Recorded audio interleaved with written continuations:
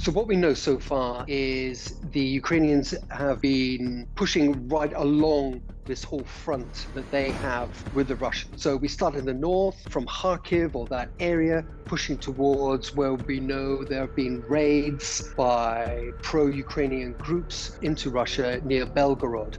So that whole area in the north. And we've seen very small gains. We're talking sometimes as much as a few hundred meters. We are seeing a lot extended fighting, heavy fighting around Bakhmut. Now, Bakhmut, as we all know, is one of the oldest battles in the Ukrainian war so far. The Russians have taken Bakhmut at great cost. But what the Ukrainians have started to do now is they reinforce both north and south of that town. But it looks possibly that the Ukrainians may be looking to use a pincer movement to encircle Bakhmut.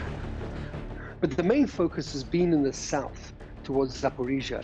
Now we're seeing Ukrainian advances in the south, where several small villages no one has heard of as of the last few days ago. These are little hamlets that have been taken by Ukrainian forces as they push south.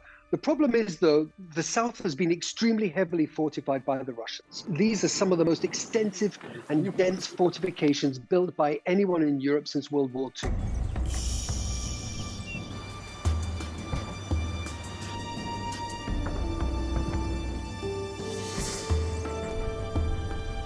These are probing attacks, shaping attacks to see where it's likely the Russians will be able to resist the least. And then it is likely that Ukraine will exploit that area the most.